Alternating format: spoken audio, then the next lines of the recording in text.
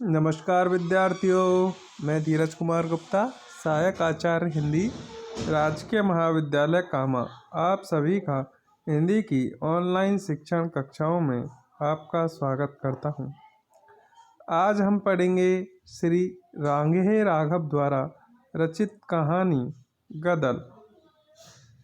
कहानी की कथानक को देखने से पूर्व, कहानी के कथानक को समझने से पूर्व, कहानी की विषय वस्तु को जानने से पूर्व हम कहानी के लेखक श्री रांगे राघव जी के कृतित्व एवं व्यक्तित्व के बारे में जानेंगे।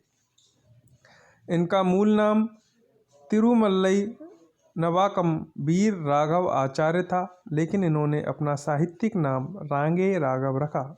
इनका जन्म 17 जनवरी 1923 में श्री रंगाचार्य के घर हुआ था। इनकी माता श्रीमती कनकवल्ली थी और पत्नी श्रीमती सुलोचना है। इनका परिवार मूल रूप से तिरुपति आंध्र प्रदेश का निवासी था।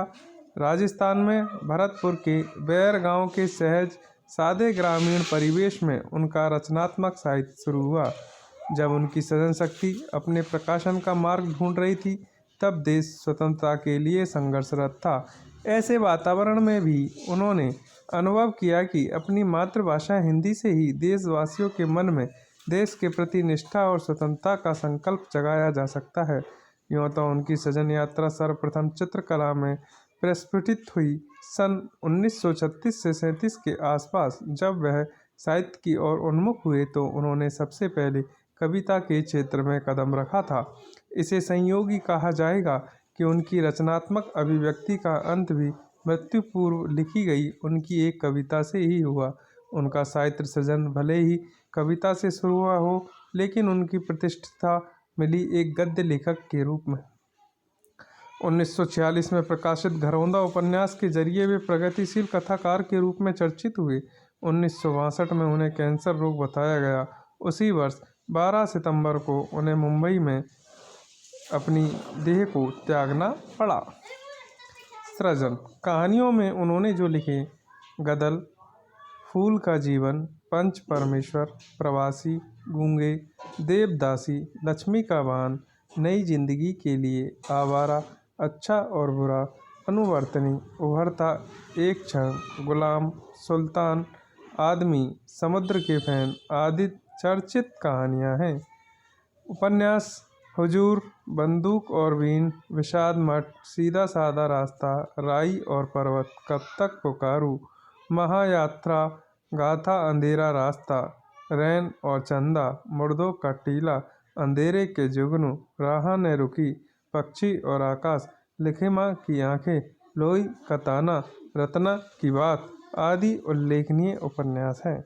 इस तरीके से अपनी लेखनी के माध्यम से उन्होंने हिंदी साहित्य में अपूर्व समृद्धि की।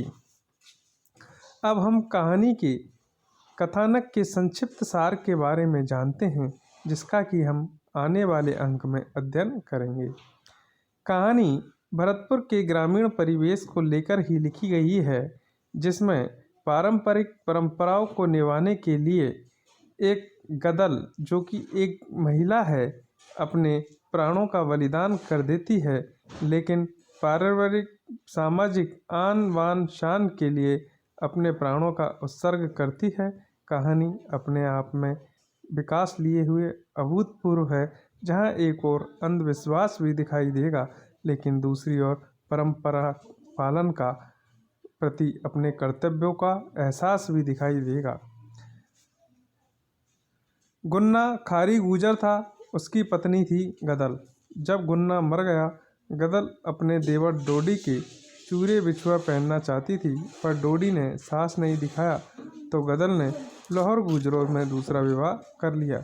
यहाँ पर क्या है, गुजर जाति में दो गुजर होते हैं, खारी और लाहौर, जो दोनों ही अपने आप को एक दूसरे से श्रेष्ठ बताते हैं और विरोध भी रखते हैं। उसका बेटा निहाल बुरी तरह नाराज हुआ। उसका नया पति मौनी गुजर था, वह लोहार था। दुल्लो उसकी भाभी थी, अतः गदल पर जिठानी होने का रूप गांठती थी। गदल दबने वाली नहीं थी। गदल का मझला बेटा नारायण दंड भराने आया तो गदल ने हंसली उतार कर दे दी। थोड़े दिन बाद गिरिराज के माध्यम से गदल को पता चला उसका देवर डोडी मर गया। पता चला कि मरते उसके मुंह से गदल का नाम निकला था। गदल जाना चाहती है, मौनी रोकता है। वह गदल को भीतर बंद कर देता है, किंतु वह छप्पर का कोना उठाकर कूद जाती है। वह अपने देवर का कारज करना चाहती है। सब रोकते हैं पर वह रुकती नहीं। दरोगा को रिश्वत दे आती है। मौनी बड़ी दरोगा से शिकायत कराता है। मृत्यु भोज चल रहा है। पुलिस फायरिंग शुरू कर देती है। गदल स्वयं बंदूक लेकर मोर्चा संभाल लेती है। गदल को गोली लग जाती है पर वह कारज को पूरा करा देती है। इस तरीके से कहानी आप आने वाले अंक में देखेंगे। आज के लिए इतना ही। धन्यवाद।